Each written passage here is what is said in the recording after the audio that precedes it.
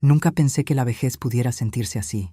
Cuando era joven, imaginaba los años finales como una etapa tranquila. No esperaba lujos, solo un poco de paz, una casa silenciosa con un sillón cómodo, y tiempo para cuidar mis plantas y mirar por la ventana sin apuro. Pero nada fue como lo imaginé. Todo cambió cuando se murió Alfonso. Estuvimos casados casi 50 años. Tuvimos nuestras peleas, sí, como cualquier pareja, pero él era mi compañero. El único que realmente me escuchaba sin juzgarme, que me traía el café como a mí me gustaba, que conocía mis silencios. Su ausencia fue como un derrumbe lento, una grieta que empezó en el pecho y se fue extendiendo por todo mi cuerpo. Al principio, pensé que podría quedarme en la casa donde habíamos vivido juntos tanto tiempo. Pero mi hijo, Luis, me insistió. Decía que no debía estar sola, que ya no era seguro para una mujer de mi edad manejarse por su cuenta, que la casa era demasiado grande para mí. Me convenció con palabras dulces. Me dijo que estarían felices de tenerme con ellos, que su mujer, Clara, también estaba de acuerdo, que mis nietos crecerían con su abuela cerca. Todo parecía una invitación cálida. Pensé que no tenía nada que perder. Vendí la casa. Me pareció lo más lógico. Con ese dinero ellos podrían ampliar el piso en el que vivían. Lo hicieron. Me mostraron los planos, los muebles nuevos. Me dijeron que tendría mi propia habitación. Lo que no me dijeron es que esa habitación sería una especie de refugio temporal, ni que con el tiempo acabaría pasando más horas en el sótano que en el resto de la casa. El día que llegué, todo estaba recién pintado. El olor a barniz y pintura se mezclaba con el perfume artificial de los ambientadores. Clara me saludó con un beso frío. Me mostró mi habitación. Pequeña, sin ventanas, con una cama dura y un armario que apenas abría. Me dijo que no me preocupara, que todo lo esencial estaba allí. El primer mes traté de no molestar. Cocinaba cuando ella no estaba, limpiaba, planchaba la ropa de los niños. No me parecía mal ayudar. Al fin y al cabo, era la casa de mi hijo. Sentía que era lo mínimo que podía hacer por ellos, después de que me hubieran abierto las puertas de su hogar.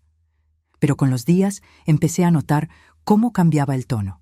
Clara evitaba estar conmigo. Me corregía cuando hablaba con los niños. Me pedía que no los malcriara, que no les diera dulces, que no les contara historias viejas. Dijo que los niños no debían crecer mirando al pasado. Me parecía extraño, pero no respondía. Ella tenía sus ideas. Yo solo quería convivir en paz. Luis trabajaba muchas horas. A veces volvía muy tarde. Cuando lo hacía, se sentaba a cenar con Clara en la cocina y yo me quedaba en mi cuarto. No era que me prohibieran estar allí, pero tampoco me llamaban. Me fui acostumbrando a los silencios, a los espacios invisibles, a los horarios ajenos. Mi mundo se fue encogiendo. El sótano estaba al final del pasillo, bajando unas escaleras de cemento. Tenía una lámpara colgante y unas estanterías llenas de cajas. Un día Clara me pidió que guardara allí unas mantas. Bajé sin problemas, pero desde entonces, cada vez que había alguna reunión o alguien venía de visita, me sugería que bajara un rato. Al principio era una excusa amable. Me decía que arriba había mucho ruido, que los niños necesitaban espacio para jugar. Luego, con el tiempo, ni siquiera se molestaba en justificarlo. Simplemente me daba una mirada y yo entendía. Bajaba sin decir nada. Pasaba horas allí sentada, escuchando las risas desde arriba, las copas brindando, la música suave, las conversaciones llenas de palabras que ya no me incluían. A veces me dejaban una bandeja con comida, otras se olvidaban por completo. El sótano empezó a parecerme más mío que mi propia habitación. Era húmedo, olía a cartón viejo, pero al menos allí nadie me corregía ni me pedía que no hablara. Me costaba dormir por las noches. Daba vueltas en la cama pensando en lo que había hecho. Había vendido mi casa, el lugar donde crecieron mis hijos, donde pasé los mejores años de mi vida. Pensé que era lo correcto, que al ceder ese espacio encontraría otro nuevo. Pero ese nuevo espacio se fue haciendo cada vez más pequeño. No solo en metros cuadrados, en todo, en dignidad, en voz, en valor. Un día escuché a Clara decirle a una amiga por teléfono que yo era una carga, que estaba con ellos porque ya no tenía a dónde ir. Me dolió más de lo que imaginé, no porque no fuera cierto, sino por la forma, por cómo lo dijo, como si yo fuera un mueble olvidado, un gasto innecesario. Luis nunca me preguntaba cómo me sentía, solo me decía que estuviera tranquila, que ellos cuidaban de mí, que no me preocupara por nada, pero no sabía que cada día me iba apagando un poco más, que cada vez me costaba más levantarme de la cama, que ya no encontraba sentido a los días. Clara comenzó a cambiar la cerradura del sótano. Dijo que era por seguridad, porque los niños jugaban cerca. Pero un día, durante una visita, me dejó encerrada. Fue la primera vez que me di cuenta de que no era un error. Lo hizo a propósito. Me dejó allí mientras arriba todos reían. Estuve más de 3 horas. No tenía reloj, no tenía móvil. Cuando me abrió, ni siquiera se disculpó. Me dijo que me había olvidado. Esa fue la primera vez que sentí miedo real. Miedo de quedarme atrapada. Miedo de convertirme en algo que ya no cuenta, que no pesa, que no molesta si desaparece. No se lo conté a nadie, ni siquiera a mí misma en voz alta, pero empecé a escribirlo en una libreta vieja que encontré en una de las cajas. Escribía por las noches, en silencio, para no olvidarme de quién era. A veces me miraba al espejo y no me reconocía. Había una mujer de cara caída, con los ojos apagados, una sombra de lo que fui. Yo no era así. Yo había sido fuerte, independiente, trabajadora. Había criado a mis hijos sola durante años mientras Alfonso viajaba por trabajo. Había administrado la casa, las cuentas, los tiempos, y ahora tenía que pedir permiso para salir al balcón. No me quejaba, no me peleaba, pero por dentro algo empezó a romperse. Una parte de mí empezó a pedir a gritos salir, aunque no supiera a dónde. Los días empezaron a parecerse entre sí. Se mezclaban unos con otros como si fueran hojas de un mismo papel arrugado. Me despertaba temprano, antes que nadie, como lo hice toda mi vida. No porque tuviera algo que hacer, sino porque el sueño ya no me protegía. Dormía poco. A veces me despertaba en medio de la noche, pensando que había oído la voz de Alfonso llamarme desde la cocina, como solía hacer cuando calentaba café de madrugada. Pero no era más que el ruido de la nevera o el crujido del parquet bajo los pasos de Clara. Mi jornada empezaba en silencio. Me movía sin hacer ruido para no molestar.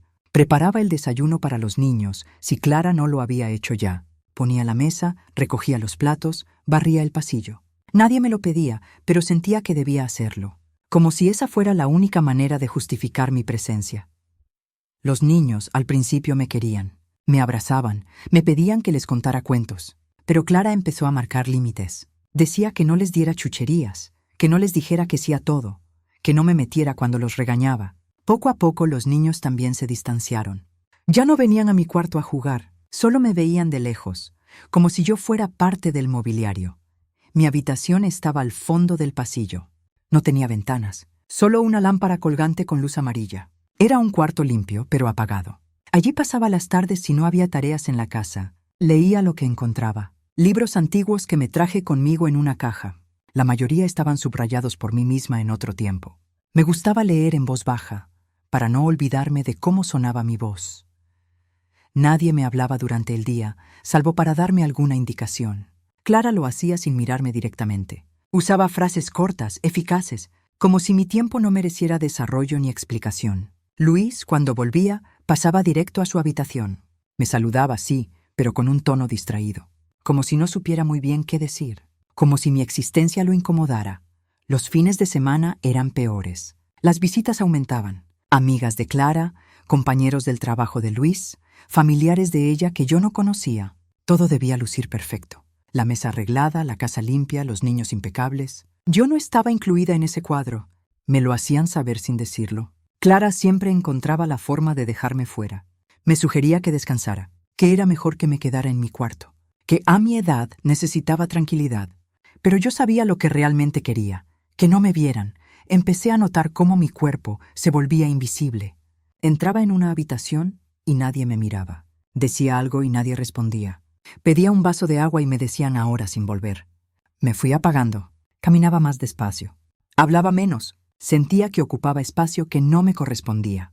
Clara organizaba cenas donde todo parecía una postal. Ella elegante, Luis sonriente, los niños bien vestidos. La vajilla cara, las velas encendidas. Yo escuchaba desde mi cuarto o, si había muchas personas, desde el sótano.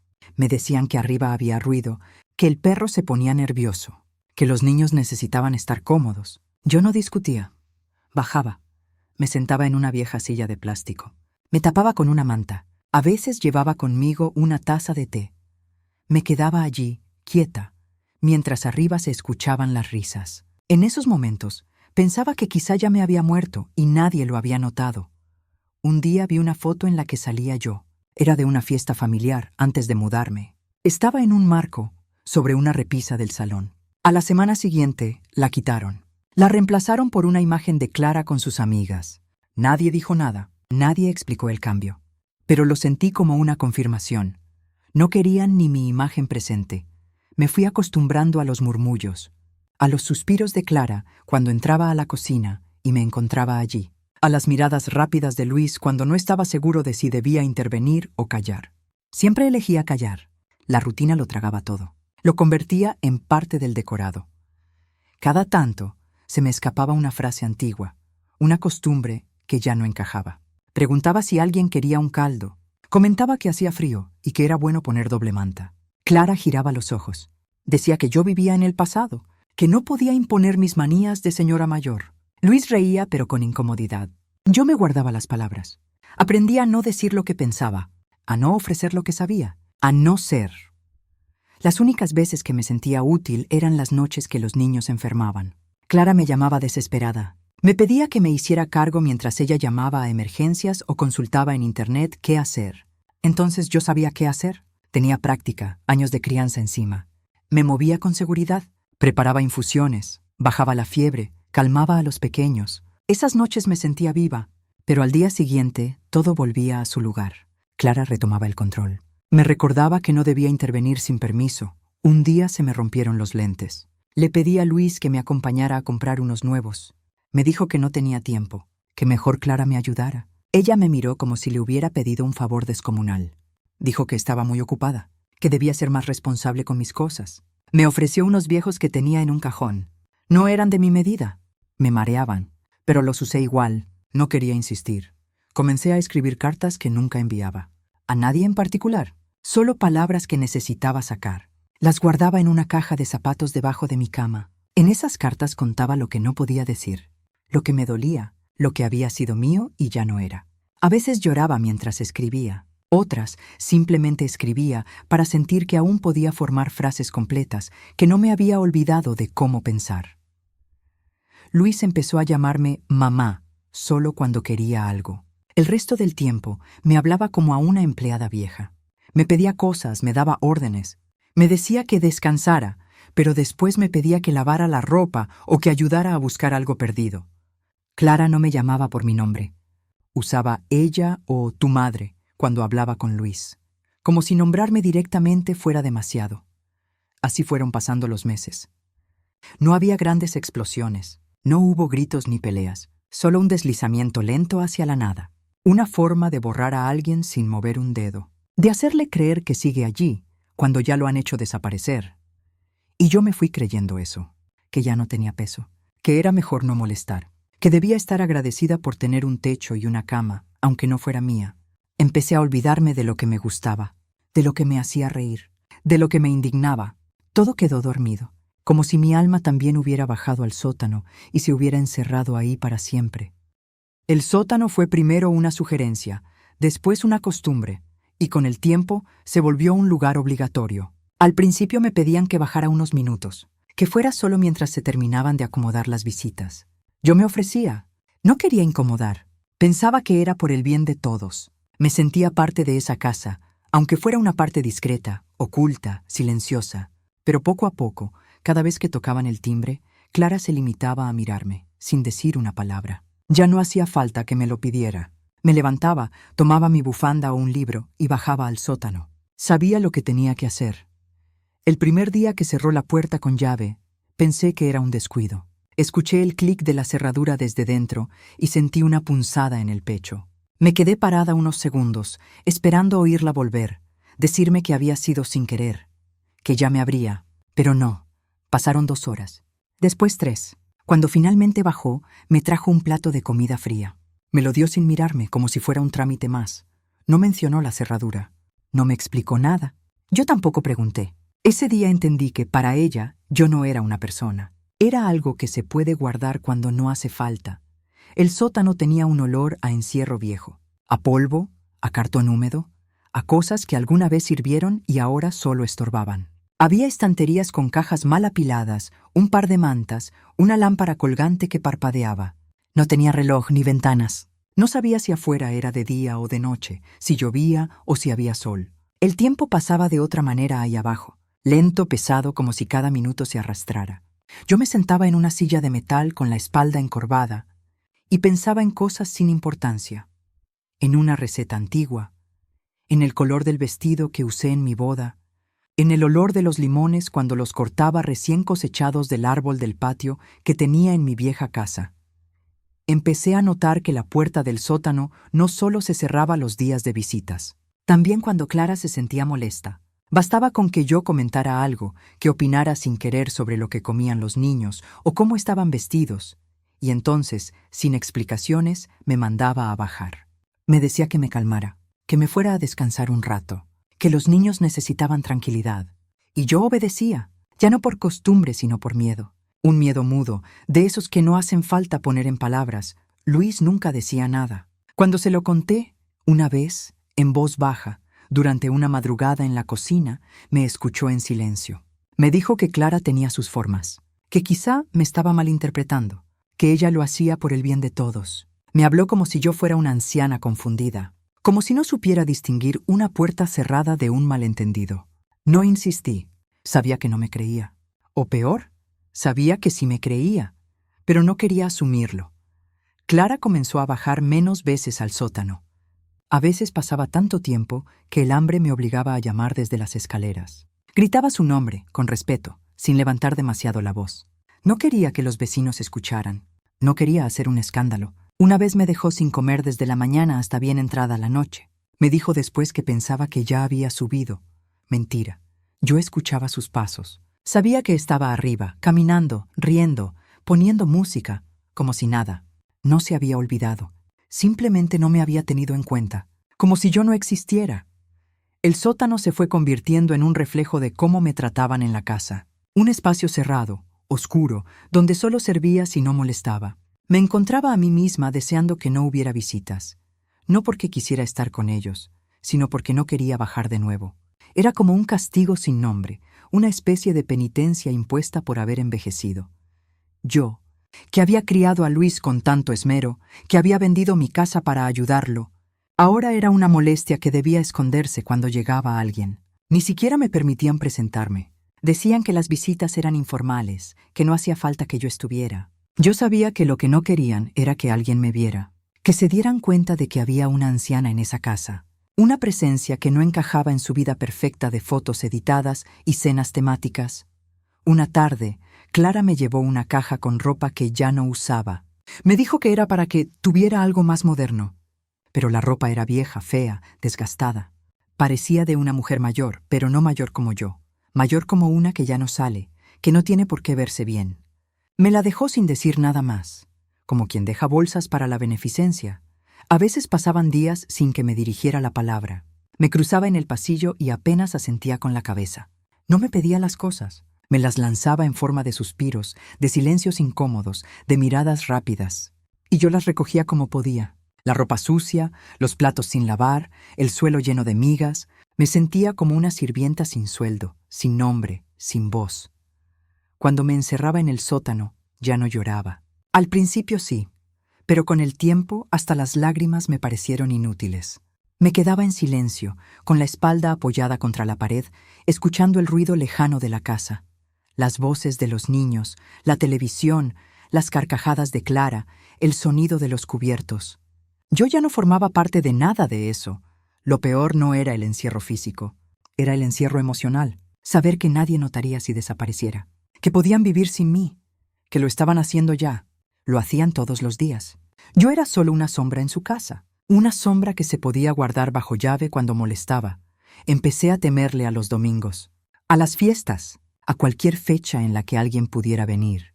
Sabía lo que me esperaba. Bajaba incluso antes de que me lo pidieran, para evitar las miradas, las instrucciones. Me llevaba mi manta, mi cuaderno, mis libros. Me convertí en una experta en no estar, en desaparecer a tiempo. Un día, mientras estaba en el sótano, vi una araña caminar por el borde del muro. Me quedé mirando cómo tejía su tela entre dos cajas. Me pareció más libre que yo. Ella podía elegir dónde hacer su nido. Yo no. Yo vivía en una casa que ayudé a pagar, con gente que ayudé a criar, y aún así no tenía derecho ni a estar presente. El sótano se volvió mi reflejo. No necesitaba más que eso para entender mi lugar en el mundo. Un lugar bajo tierra, húmedo, sin ventanas, donde solo importaba si estorbaba. A veces el dolor no entra por la violencia, sino por la costumbre. Hay palabras que no se dicen, pero se entienden, miradas que cortan más que un grito, y silencios tan densos que aplastan. Con el tiempo, dejé de buscar reconocimiento. Solo quería no sentirme una carga, pero ni siquiera eso me permitían. Las humillaciones no eran grandes ni espectaculares. Eran pequeñas, precisas, repetidas hasta vaciarme por dentro. Empezaron con comentarios sobre mi ropa. Clara decía que no debía salir al pasillo vestida con bata, que daba mala imagen. Que si algún repartidor venía, pensaría que en la casa vivía alguien abandonado. Me lo decía en tono ligero, como quien da un consejo amable, pero su mirada era dura. Me obligó a guardar toda mi ropa de antes. Me compró un par de pantalones que no me gustaban, unos suéteres que picaban. Me dijo que eran más neutros, más apropiados. Dejé de vestirme como me gustaba. Me convertí en una figura gris. Después vino mi forma de hablar. Me pidió que no usara ciertas expresiones anticuadas. Decía que confundía a los niños, que hablaba como del siglo pasado. Yo había sido profesora de lengua. Había leído más libros que ella en toda su vida. Pero eso ya no importaba. Mi forma de hablar era ridícula, según ella. Me callé. Empecé a hablar poco, a contestar con monosílabos, a reducir mi vocabulario para no molestar. Me cambiaron hasta el lugar donde comía. Antes me sentaba en la mesa con ellos, pero poco a poco, sin decirlo, me fueron desplazando. Un día llegué y ya no había cubierto para mí. Luis me dijo que pensaban que ya había comido. Me ofrecieron un plato que dejaron sobre la encimera. Desde entonces aprendí a comer en la cocina, de pie o sentada en una banqueta baja, después de que ellos terminaran. Comía rápido, sin hacer ruido, para no interrumpir. Mis cosas empezaron a desaparecer. Libros, fotos, cuadernos. Me decían que estaban reorganizando, que la casa no tenía espacio para tantas cosas viejas. Me encontré con una caja mía en el contenedor. La habían tirado sin preguntarme. Había dentro fotos de mi infancia, cartas de mi esposo, dibujos de Luis cuando era pequeño. Las recuperé a escondidas, como si fuera una ladrona. En una ocasión quise hacer un guiso como los que preparaba antes. Algo sencillo. Fui al mercado por mi cuenta, usé mis propios ahorros. Cociné todo con cuidado, con cariño. Pensé que, por una noche, podríamos cenar todos juntos, que recordaríamos algo bueno. Pero cuando lo puse en la mesa, Clara lo miró y dijo que olía muy fuerte, que sus hijos no comían comida pesada. Luis no probó bocado. Comieron otra cosa. Dejaron el guiso en el horno y no lo mencionaron más. Me lo comí al día siguiente, sola, en silencio. Me prohibieron entrar a la habitación de los niños. Decían que los alteraba, que les hablaba de cosas que no entendían, que les leía cuentos tristes. Una noche escuché a uno de ellos llorar. Fui a ver qué pasaba. Clara me encontró allí, sentada a su lado, contándole una historia. Me dijo que saliera. Me sacó del cuarto como si fuera una intrusa. Desde entonces mantuve la puerta cerrada. Luis cambió conmigo. Ya no era el hijo que me abrazaba de niño, que me pedía que le cantara para dormir. Ahora era un hombre que evitaba el contacto visual, que me decía mamá con una frialdad que me atravesaba. Solo se dirigía a mí para pedir algo o para respaldar a Clara. Una vez le pregunté si se acordaba del viaje que hicimos a la sierra cuando él tenía 9 años. Me miró confundido. Me dijo que no. Yo lo recordaba con precisión. Había sido uno de los días más felices de mi vida. Me quitaron la llave de la casa. Dijo Clara que era por seguridad, que un día me la había olvidado puesta en la puerta. No era cierto, pero no discutí. Me quedé sin poder salir sola, sin acceso al buzón, sin derecho a abrir ni cerrar, como una menor de edad, como alguien incapaz. Había una planta que traje de mi casa anterior.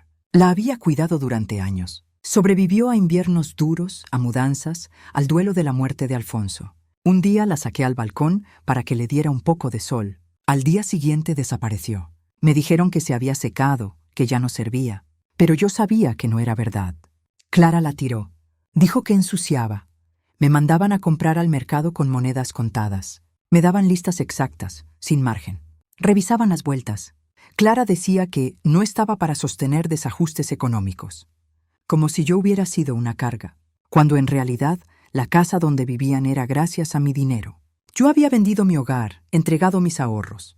No se lo recordaba, porque hacerlo sería mendigar respeto. Y yo ya había renunciado a eso. Me dolía más que todo esto pasara en silencio. Nadie lo comentaba, ni siquiera entre ellos. No había discusiones, ni quejas, ni escándalos. Solo ese trato seco, sistemático, que me relegaba sin una palabra, como si dejar de querer a alguien fuera lo más natural del mundo, como si yo mereciera desaparecer. Luis empezó a planificar unas vacaciones. Oí que hablaban de irse una semana a la playa. No me lo mencionaron. No me preguntaron si quería ir.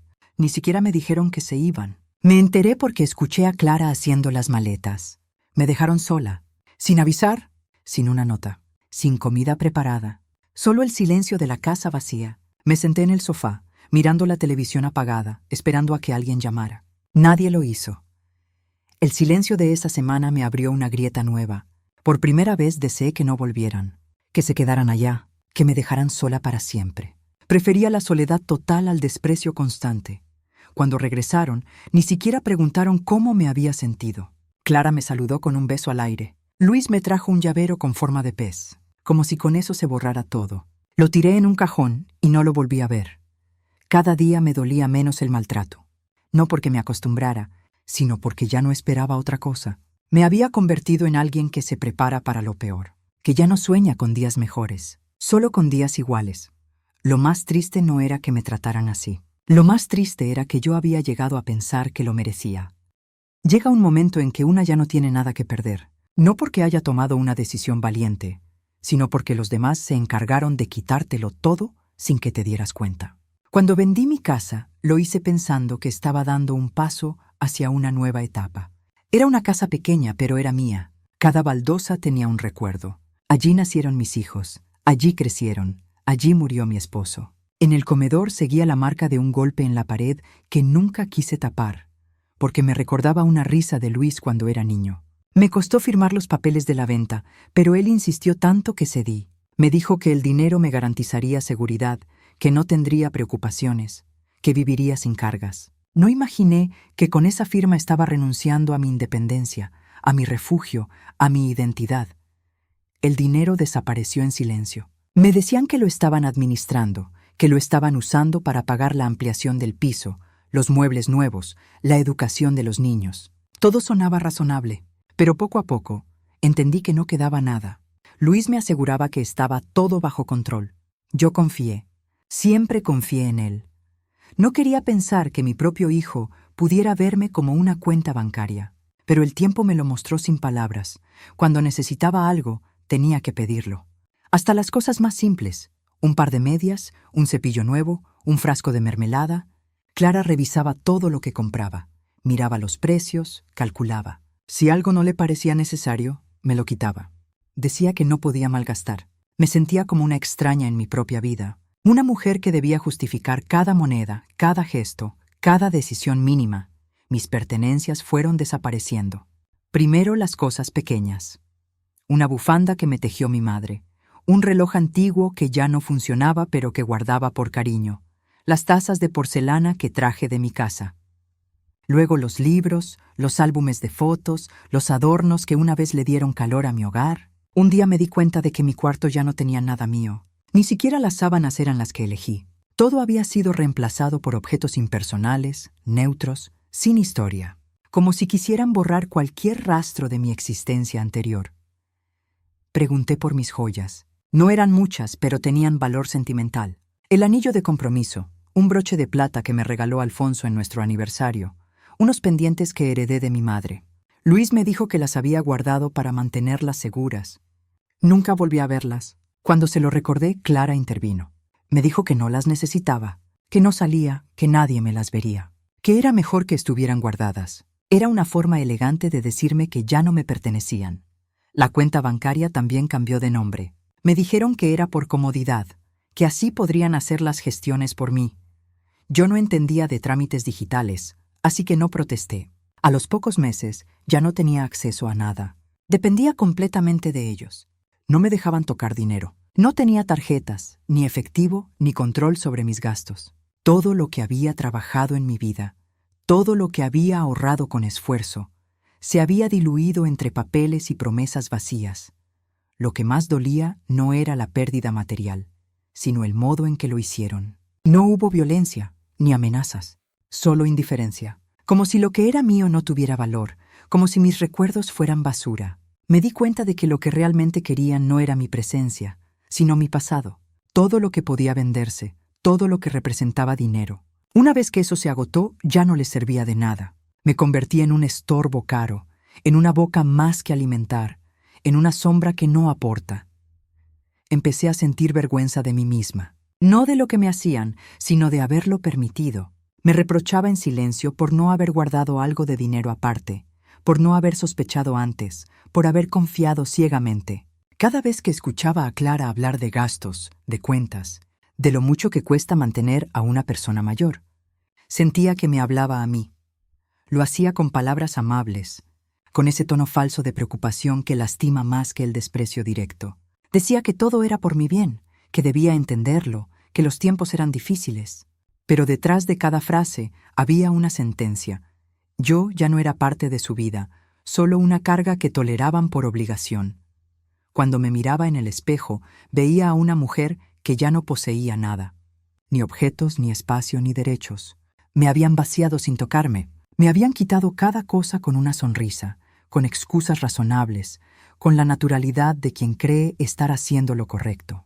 Y lo peor era que todos los días, de alguna manera, yo también les creía. Me habían convencido de que mi vida no valía tanto como la suya.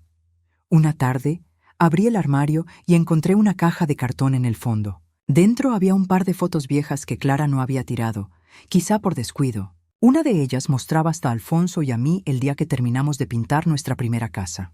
Teníamos las manos manchadas de pintura, los rostros cansados y felices. La sostuve largo rato, como si con eso pudiera volver a sentir el aire de aquel día, el olor a madera nueva, la sensación de pertenecer a un lugar. Me puse a llorar sin ruido, con el cuerpo encogido, tratando de que nadie me escuchara. Me dolía la espalda, las rodillas, la memoria. Me dolía haber entregado todo lo que era sin recibir nada a cambio. No pedía afecto ni atención, solo un poco de respeto. Pero en esa casa, el respeto era un lujo reservado para los que producían, para los que trabajaban, para los que daban imagen. Yo ya no servía para eso. Era una reliquia guardada en un rincón. Una presencia incómoda. Una voz que debía apagarse para que los demás pudieran vivir tranquilos. Luis hablaba de mí como si yo no estuviera. Decía, mamá está bien, mamá no necesita nada, mamá está cuidada.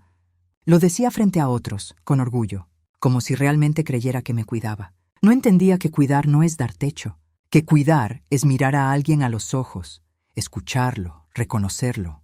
Yo no necesitaba caridad, necesitaba dignidad, pero esa palabra no existía en su vocabulario. Hubo un día en que pensé en irme, en abrir la puerta, salir sin rumbo, caminar hasta que me dolieran los pies. Pero no tenía a dónde ir. No tenía dinero, ni documentos, ni fuerzas. Ni siquiera sabía en qué parte de la ciudad estaba exactamente. Clara se encargó de que nunca prestara atención a esas cosas. Mi mundo se reducía a esas 4 paredes y al sótano. Lo demás era territorio prohibido. Cuando lo entendí del todo, algo dentro de mí se quebró. No fue una explosión. Fue un sonido leve, interno, como el crujido de una rama seca. Ahí supe que ya no podía esperar nada de ellos. Ni amor, ni gratitud, ni arrepentimiento, nada. Lo habían tomado todo, incluso mi esperanza. Y yo me dejé hacer, porque a esa altura ya no sabía cómo ser otra cosa que una mujer que obedece, que calla, que soporta. Con el tiempo dejé de escuchar mi nombre. Nadie lo pronunciaba. En esa casa ya no era una persona, era una presencia. A veces me llamaban ella, otras veces la abuela, pero casi nunca me decían por mi nombre. Era como si al borrarlo borraran también mi historia. Y lo consiguieron. Me fui diluyendo poco a poco, hasta no reconocerme ni siquiera en mi propia voz. Antes hablaba conmigo misma, aunque fuera en susurros. Repetía frases, recordaba versos, tarareaba melodías que me acompañaron toda la vida. Pero un día me di cuenta de que llevaba semanas sin decir una palabra en voz alta. No por miedo, sino porque ya no encontraba motivos para hacerlo. Nadie me respondía. Nadie escuchaba. Cuando las palabras no tienen destino, se marchitan antes de salir. El teléfono, que antes usaba para llamar a mis antiguas vecinas, desapareció. Luis me dijo que ya no hacía falta tener una línea fija, que todo se manejaba desde el móvil.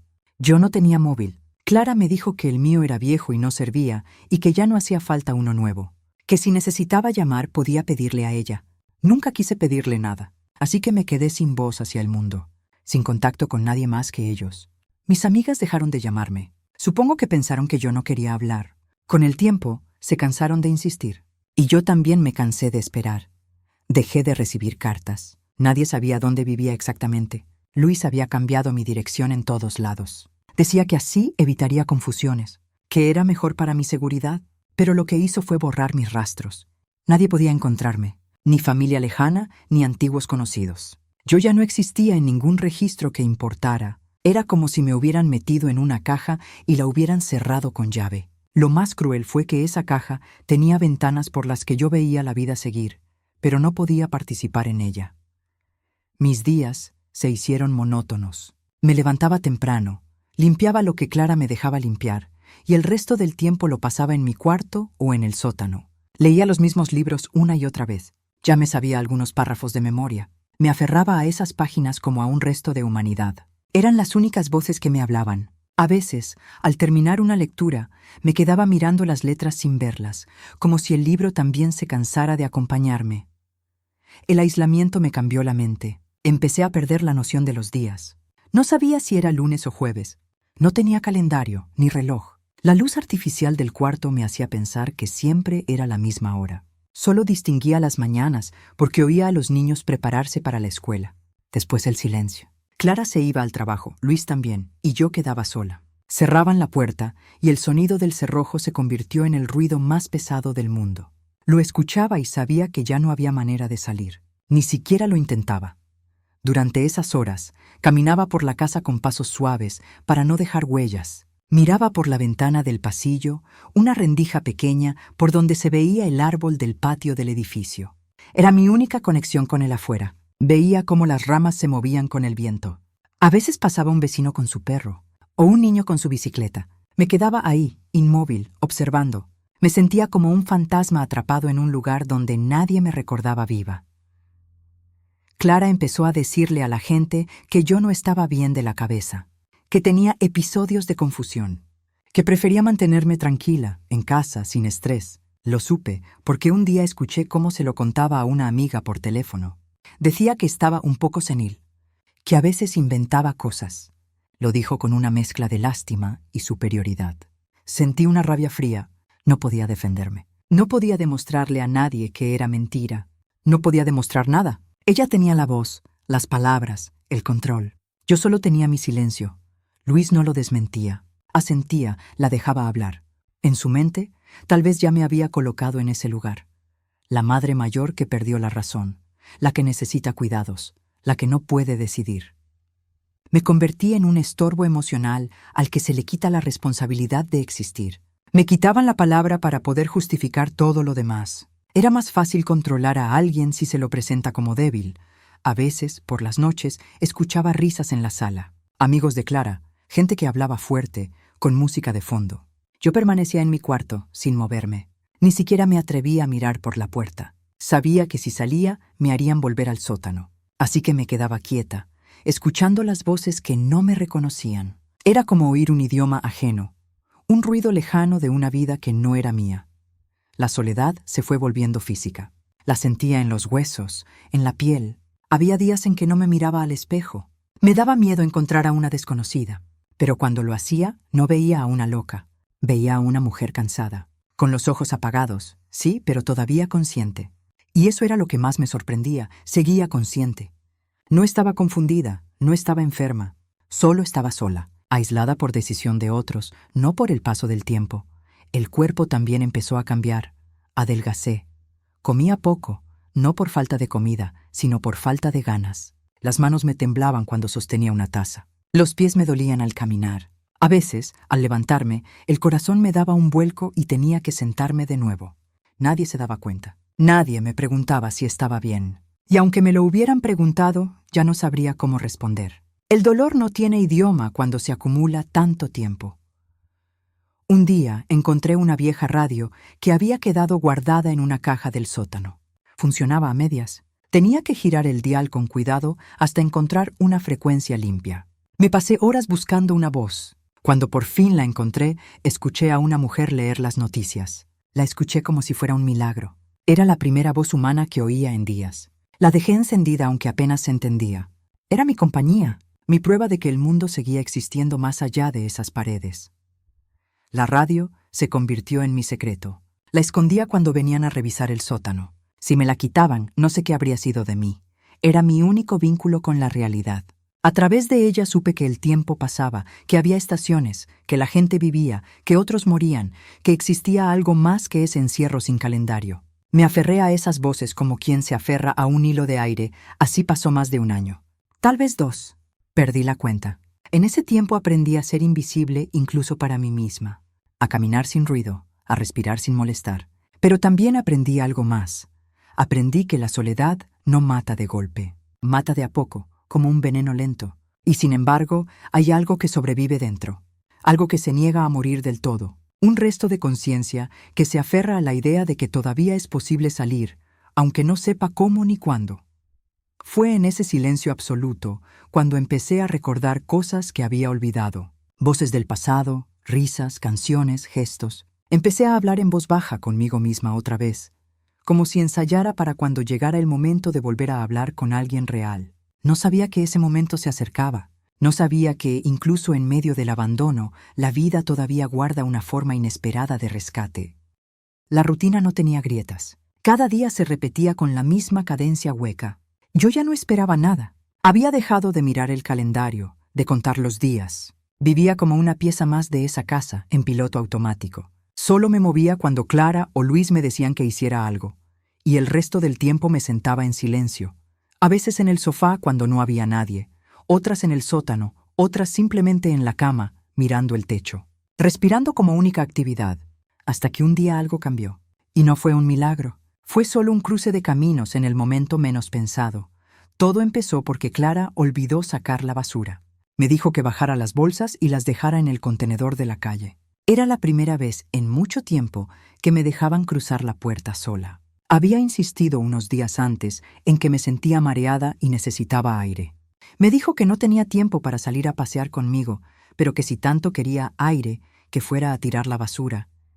No era un permiso. Era una orden disfrazada de concesión. Pero no importaba. Esa bolsa negra en mi mano se convirtió en la excusa para volver a pisar la calle después de tanto tiempo. Era una tarde cualquiera. El cielo estaba nublado, el viento corría suave. Bajé las escaleras con cuidado. Al llegar al portal, me detuve un segundo. Sentí que salía de una cárcel. Me temblaban las piernas. La calle estaba casi vacía. Un perro cruzó la acera. Alguien hablaba por teléfono en la esquina. Olía a pan recién hecho de una panadería cercana. Me paré un momento antes de llegar al contenedor, solo para saborear ese olor, para volver a sentir algo real. Me sentía viva y ridícula a la vez. Había olvidado cómo se camina sin apuro, cómo se respira fuera de una jaula. Fue entonces cuando lo vi. Estaba parado frente a su portal, una casa justo enfrente del edificio. Era un hombre de rostro sereno, unos 70 y tantos años, con una bolsa en la mano. Me observó sin curiosidad, solo con esa expresión tranquila de quien no tiene prisa. Llevaba un gorro de lana y un abrigo gris. No parecía tener intenciones de decir nada. Pero justo cuando arrojé la bolsa en el contenedor, la tapa se me cayó de golpe sobre el brazo. Un golpe seco, nada grave, pero solté un pequeño quejido. Fue lo suficiente para que él se acercara. Me preguntó si estaba bien. Le dije que sí, que no era nada. Su voz era clara, sin exageración. Me ofreció su ayuda, pero no como quien se compadece, sino como quien simplemente se interesa. Dije que no hacía falta, que ya volvía a casa. Pero me miró con una calma que desarmaba y me preguntó si vivía en el edificio de enfrente. Asentí. Me preguntó si estaba de visita o si vivía con su familia. Respondí que vivía con mi hijo. Y ahí, sin darme cuenta, lo miré con un gesto que me traicionó. No dije nada más, pero él lo notó. No preguntó de nuevo, solo se quedó en silencio, como si supiera que decir más habría sido imprudente. Nos cruzamos algunas veces después. Siempre que me mandaban a tirar la basura o si me pedían que hiciera un encargo pequeño, trataba de demorarme un minuto más de lo necesario. Miraba hacia su casa. A veces él estaba regando unas plantas en la entrada. Otras veces barría las hojas del portal. Me saludaba con la cabeza, luego con una sonrisa, luego con alguna frase breve. Me llamaba vecina. Yo le decía buenas tardes y nada más, pero poco a poco esas frases se alargaron. Un comentario sobre el clima, una anécdota sobre el perro del barrio, una queja compartida por el precio del pan. Su nombre era Arturo. Me lo dijo un día que hablamos más de la cuenta. Me preguntó el mío. No dudé en dárselo. Fue la primera vez en años que lo pronuncié frente a alguien que me miraba a los ojos. Lo dije con una voz extraña, como si fuera una palabra olvidada, y él lo repitió, despacio, como si lo aprendiera para no olvidarlo. Sentí algo que no entendía del todo. No era emoción, era reconocimiento. Después de tanto tiempo, alguien sabía que yo existía.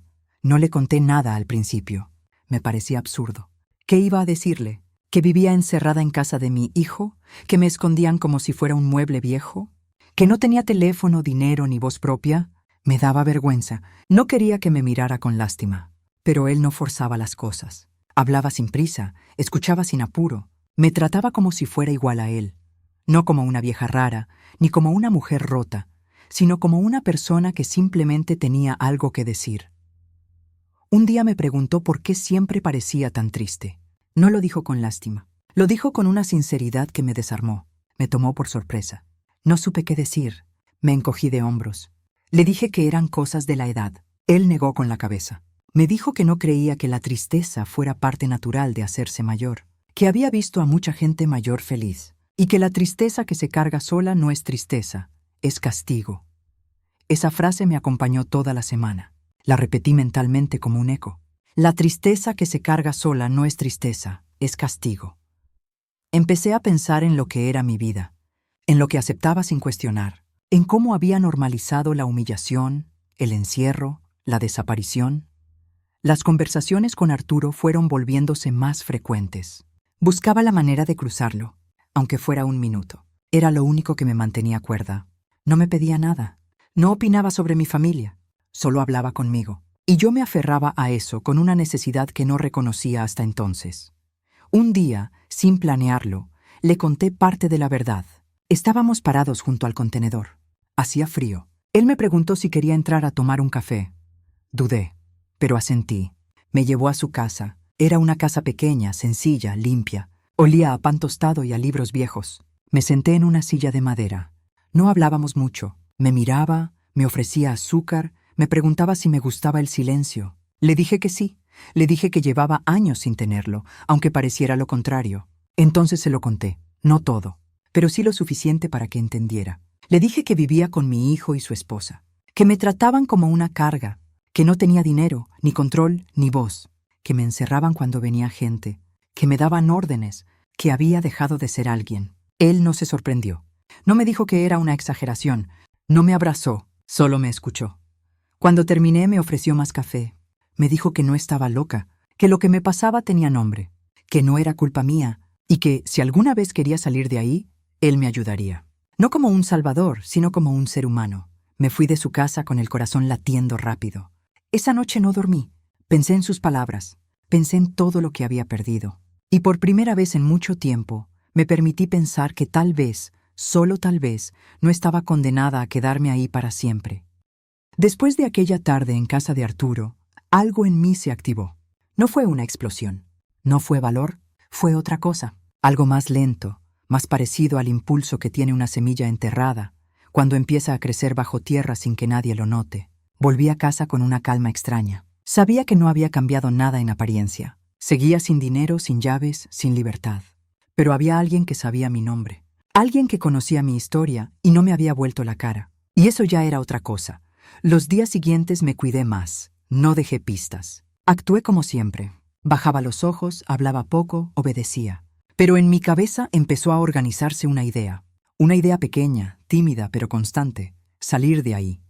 No como deseo. Como decisión, no sabía cómo ni cuándo, pero ya no podía quedarme esperando a que el encierro se hiciera hueso. Volví a ver a Arturo 2 días después.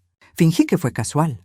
Caminamos una cuadra juntos. Me contó que había enviudado hacía 5 años, que sus hijos vivían en otra ciudad, que a veces venían, pero que la mayoría del tiempo estaba solo. Me dijo que no le molestaba la soledad, que lo que le dolía era la indiferencia.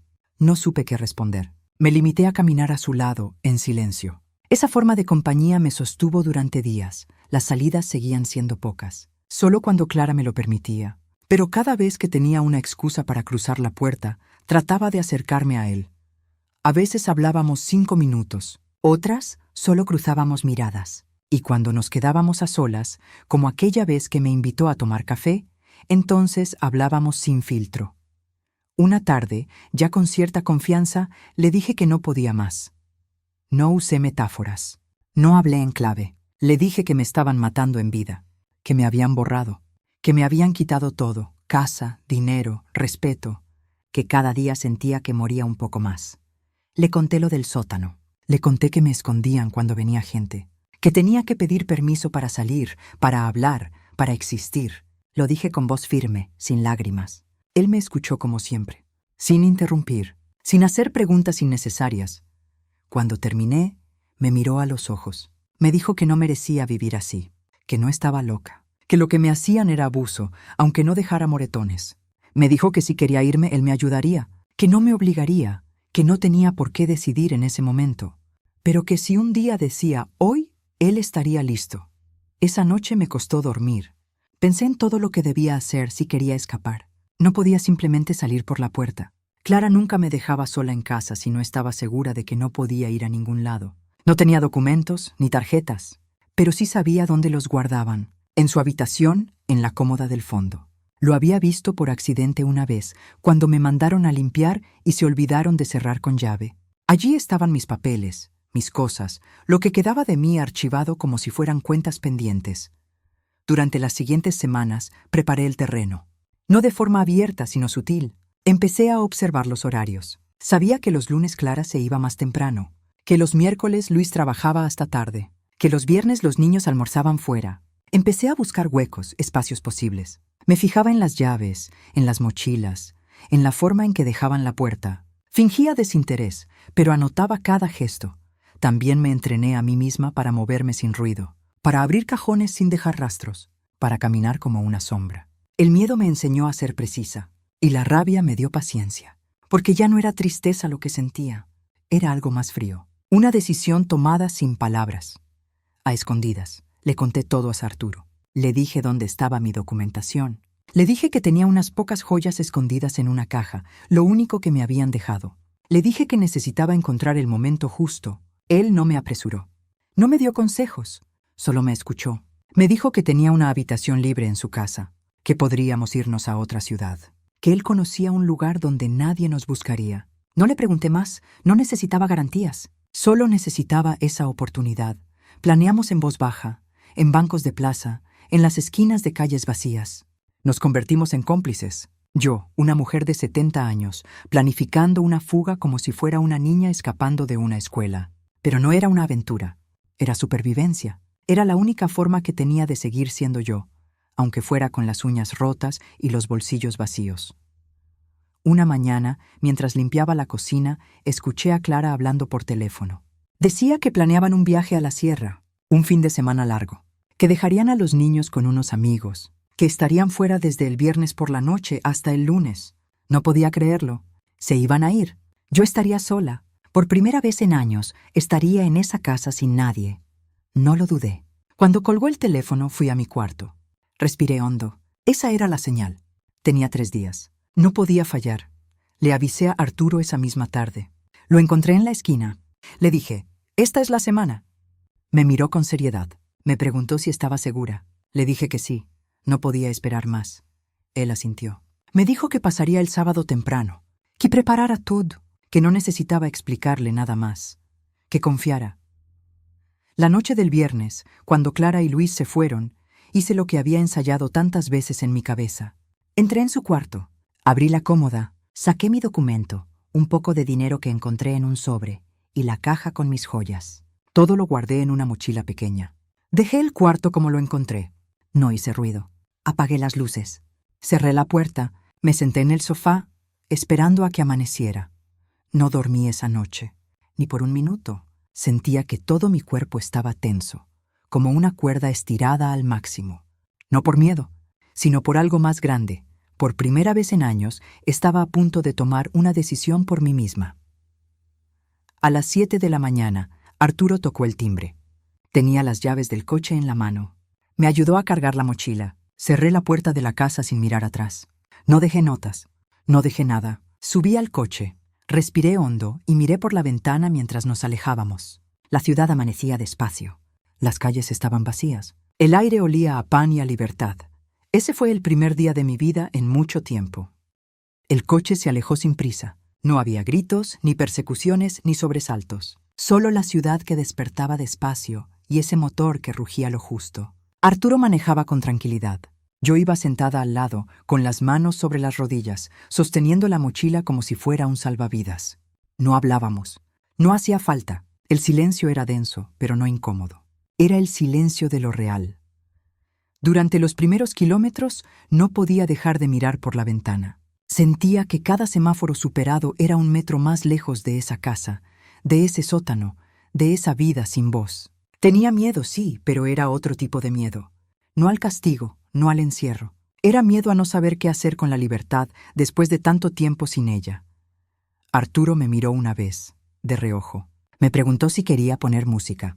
Le dije que no. Quería escuchar el sonido del camino, las ruedas sobre el asfalto, el aire colándose por la rendija de la ventanilla. Esos sonidos eran prueba de que estaba viva, de que esa mañana no era como las demás. Ya no tenía que mirar el reloj esperando a que alguien me cerrara una puerta. Nadie iba a encerrarme más. Salimos de la ciudad por una ruta secundaria. Arturo conocía caminos que yo no recordaba. A veces me señalaba algún lugar. Ahí había un vivero, más adelante un lago, después una estación abandonada. Yo asentía pero no decía mucho. Me costaba ordenar los pensamientos. Tenía la mente llena de recuerdos que se cruzaban. La vez que me encerraron en el sótano con las luces apagadas, la mañana que Clara tiró mis cartas, la tarde que escuché a mi hijo decir que ya no era la misma. Todo eso venía como oleadas, como si el cuerpo necesitara expulsarlo de una vez. Paró en una estación de servicio a mitad de camino. Me ofreció un café. Nos sentamos en una mesa del rincón. El sol entraba por la ventana. El lugar olía a pan viejo y a café recalentado. Yo no paraba de mirar alrededor. No por paranoia, por incredulidad. Estaba sentada en una cafetería, tomando café con un hombre que me hablaba con respeto. Era algo tan simple y al mismo tiempo tan ajeno. Arturo no me preguntó nada. Me dejó hablar si quería. A ratos hablábamos de cosas sin importancia, del clima, del trayecto, del coche. Luego me contó sobre el lugar al que íbamos, un pueblo pequeño cerca de la costa. Allí tenía una casa antigua que había heredado de su hermana, vacía desde hacía años. Me dijo que era tranquila, silenciosa y que había espacio suficiente para los dos. Yo no pregunté mucho, no porque desconfiara, sino porque no quería contaminar esa paz con dudas. Cuando volvimos al coche, me sentí más liviana, como si cada kilómetro quitara una capa de todo lo que me habían impuesto. No tenía teléfono, no tenía contacto con nadie, no había dejado nota. No pensaba en qué iban a decir Clara o Luis, no me interesaba. Se lo habían ganado. Durante años me ignoraron, me aislaron, me usaron. Que ahora sintieran mi ausencia era asunto suyo, no mío. Llegamos al pueblo por la tarde. Era un lugar sereno, con calles angostas y árboles viejos. Había pocos coches, pocas personas. El aire olía a mar. La casa estaba en una calle secundaria, detrás de una hilera de casas bajas. Tenía rejas de hierro, una puerta de madera maciza y un pequeño jardín descuidado.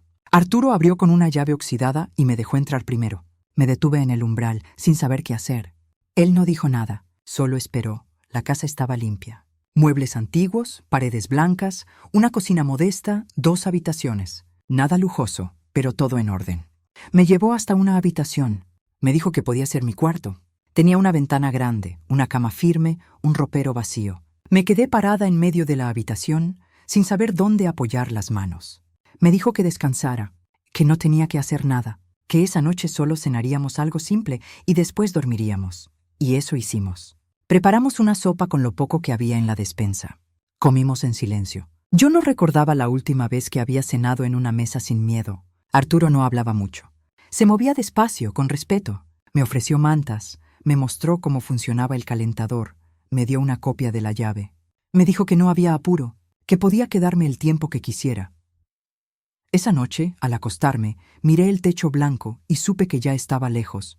No solo en distancia, estaba lejos en alma. No escuchaba pasos sobre mi cabeza, ni risas que no me incluían. No tenía que bajar al sótano. No tenía que esconderme. Tenía una puerta que podía cerrar desde dentro. Tenía una cama sin miedo. No dormí enseguida, pero cuando el sueño llegó, lo hizo sin peso, como un descanso verdadero. Me desperté con luz entrando por la ventana. No recordaba la última vez que me despertaba así, sin sobresaltos, sin tareas pendientes, sin que nadie decidiera por mí. Durante los días siguientes, Arturo me enseñó a moverme por el pueblo.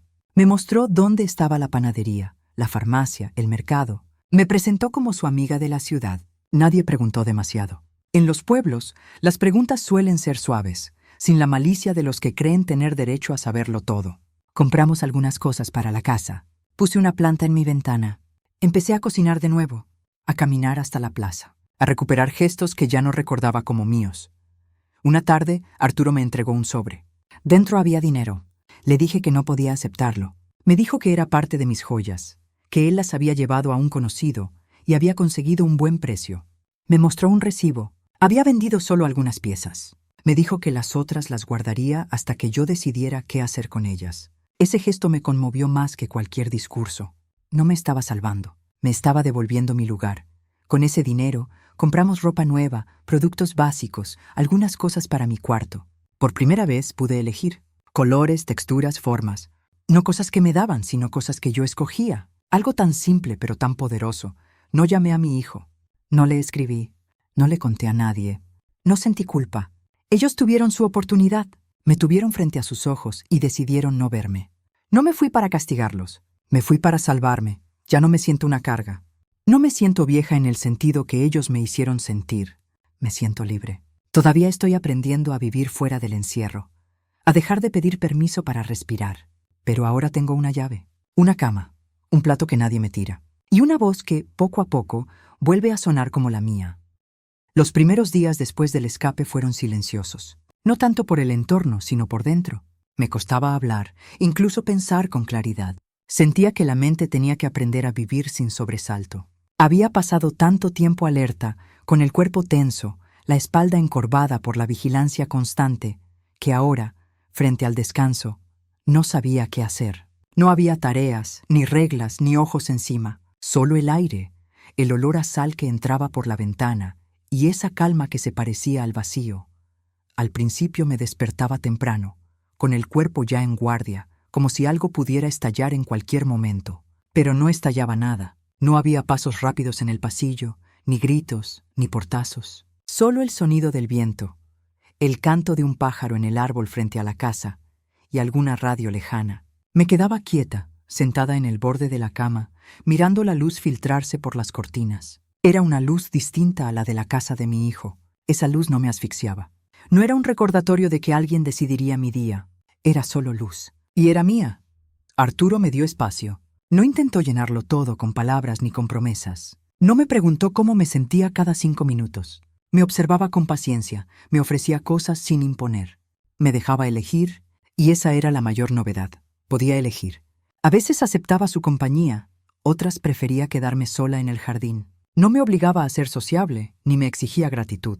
Yo le agradecía, sí, pero sin exagerar, porque él no me rescató para ponerse la medalla. Me abrió una puerta para que yo saliera por mis propios pies. La casa tenía un pequeño huerto que estaba abandonado. Una tarde le pedí a Arturo si podía encargarme de él. Me dijo que era todo mío. Empecé a limpiarlo con paciencia. Quité las hojas secas, removí la tierra, regué cada rincón. Mis manos, que habían pasado años vaciando platos ajenos, ahora tocaban tierra con propósito. Empecé a plantar tomates, romero, lavanda. Cosas simples, pero al ver que crecían, algo en mí también creció. Yo también estaba brotando, despacio, sin que nadie lo notara, pero firme. Fui armando mis rutinas. Salía a caminar por las mañanas. Me detenía en la panadería del pueblo, donde ya me conocían por mi nombre.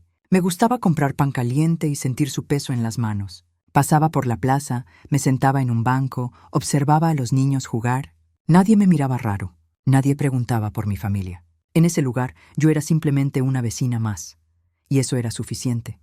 Recuperé gestos que creía perdidos. Volví a leer por placer, no solo para evadirme. Volví a cocinar platos de mi infancia. Volví a escribir, no cartas de lamento, como aquellas escondidas en la caja del sótano. No. Ahora escribía recuerdos, listas de cosas que quería probar, palabras que me gustaban. Escribía para encontrarme.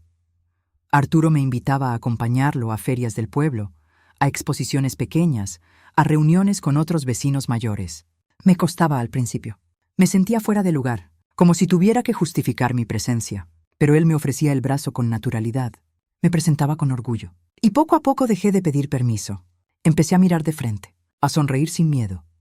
Una noche, mientras cenábamos, me dijo que había empezado a dormir mejor desde que yo estaba allí. No lo dijo como un halago, lo dijo como una confesión. Le respondí que yo también, que ya no soñaba con puertas cerradas, que no me despertaba llorando. Nos miramos en silencio. No había necesidad de decir más. Éramos dos personas que habían conocido la soledad verdadera. Y ahora, sin promesas, compartíamos un espacio sin jaulas. No todo fue perfecto. Hubo días en que me venían oleadas de culpa, de duda. Pensaba en mi hijo. Me preguntaba si había leído algo, si se había dado cuenta de mi ausencia. Pero esos pensamientos duraban poco, porque luego recordaba lo que me había hecho. Recordaba el vacío, la indiferencia, el encierro. Él no fue una víctima de su esposa. Él eligió callar. Y el que calla frente al abuso se convierte en cómplice. No le debía nada más. Clara tampoco ocupaba mucho espacio en mi mente. Ya no la odiaba. Tampoco la temía. La veía como un ruido lejano, como un personaje de un mal sueño. Su voz ya no tenía poder sobre mí. Había aprendido a reconocer la diferencia entre el respeto y el miedo. Y lo que ella me exigía nunca fue respeto, fue sometimiento. Cada tarde me sentaba frente a la ventana y veía cómo la luz bajaba despacio sobre los tejados del pueblo. No pensaba en nada, solo respiraba. Respirar a veces era suficiente. Respirar sin permiso, respirar sin culpa, respirar como quien se da cuenta de que sigue aquí. Cumplí 71 años en esa casa. Arturo me preparó una cena sencilla. No me trajo regalos costosos. Me regaló una planta en una maceta pintada por él. Dijo que la vio en el mercado y pensó en mí. Me emocioné, pero no lloré. No quería que ese día fuera un recuerdo de dolor. Quería que fuera un punto de partida. Y lo fue. A veces, cuando cierro la puerta por la noche, pienso en todo lo que perdí. Mi casa, mi esposo, mis objetos, mis años. Pero también pienso en lo que gané. Gané la libertad de no ser una sombra. La libertad de tener voz. La libertad de tener una llave propia, un plato caliente, una cama que no espera órdenes. No sé cuánto tiempo me queda. No lo pienso. No vivo como quien cuenta los días. Vivo como quien los recibe, uno por uno. Sin apuro, sin miedo. Y aunque me arrancaron media vida, aprendí a tejer otra con los hilos que quedaron. No volví a llamar, ni a escribir, ni a preguntar por nadie. Tampoco esperé noticias. No quise saber si Clara se escandalizó, si Luis revisó los cajones, si pensaron que alguien me había secuestrado o si simplemente supieron que me fui por voluntad propia. No dejé rastro, no busqué justificaciones, porque no las debía. Durante años me hicieron sentir que mi presencia debía ser explicada, que estar viva era una molestia que requería permisos, horarios, silencios. Yo no les debía más palabras. Mi desaparición fue, por primera vez, una decisión mía. No un accidente, no un olvido. Fue un acto completo. No me fui para darles una lección, me fui porque ya no podía quedarme. Algunas veces en las primeras semanas pensé en cómo habría reaccionado mi hijo, si buscó en hospitales, si llamó a conocidos, si intentó que alguien me encontrara.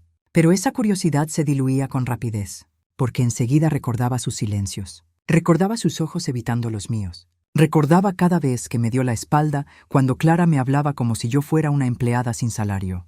Recordaba su frase preferida: «Mamá está bien», y lo decía sin saberlo, sin preguntarlo, sin quererlo saber.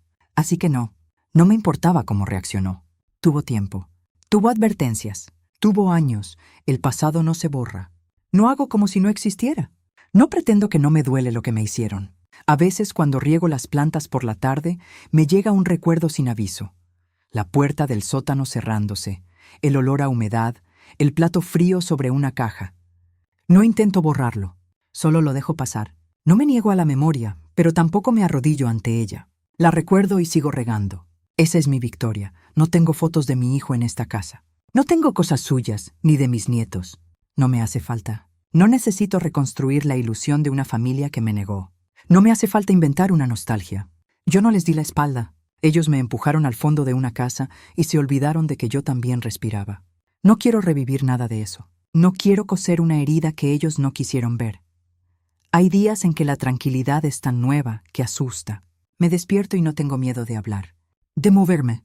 Ya existía. Me sigue sorprendiendo que nadie me controle, que no haya un horario impuesto, un tono de voz que me marque los límites. Y en esa sorpresa descubro lo dañada que estuve. lo profunda que fue la fractura. Pero también descubro lo que queda. Un cuerpo cansado, sí, pero firme. Una mente que no se rindió. Una dignidad que nunca terminaron de quebrar del todo. Arturo y yo no hablamos del pasado con frecuencia. No hace falta. Él sabe lo que viví. Y yo sé que él también arrastra sus propios duelos. No nos rescatamos. Solo nos acompañamos. Eso es suficiente. A veces caminamos hasta el mercado y en el camino no decimos nada. Solo nos detenemos a mirar una flor, a escuchar una conversación ajena, a compartir una rebanada de pan con aceite. En esos momentos siento que estoy donde debo estar, que no me falta nada esencial. Hace poco cumplí 72 años. Fue un día tranquilo. Preparé una comida que me gustaba. Arturo compró un vino blanco. Brindamos en silencio. No hicimos promesas. No nos deseamos larga vida ni felicidad eterna. Solo levantamos las copas y compartimos un sorbo. Fue suficiente, porque ese día no me encerraron. No me ignoraron. No me callaron. Me sentí vista, escuchada, respetada. Y eso, a mi edad, es más raro que cualquier milagro. No espero reconciliaciones. No espero cartas, ni llamadas, ni pedidos de perdón. No quiero reabrir una herida solo para que alguien más quede tranquilo. Lo que hicieron, lo hicieron sabiendo. No fue un error, fue una decisión. Y yo también decidí no mirar atrás. No buscar explicaciones. No preguntar por qué. ¿Para qué? No me devolverán lo que me robaron. Y tampoco lo necesito. Lo que tengo ahora es poco, y a la vez es más de lo que tuve en años. Tengo una llave. Tengo una casa donde nadie me borra. Tengo una silla junto a la ventana. Una planta que crece en el patio. Un par de zapatos que no me duelen. Un mantel que yo elegí. Una cama que no se pliega en las esquinas. Y silencio. Un silencio que no castiga, que no encierra. Un silencio que acompaña. Me miro al espejo cada mañana. Me reconozco. Me digo buenos días. Y cuando oscurece, me despido de mí misma con la paz de quien, por fin, ya no tiene que pedir permiso para existir. No sé cuánto tiempo me queda. Pero lo que me queda es mío, y eso es todo lo que necesito.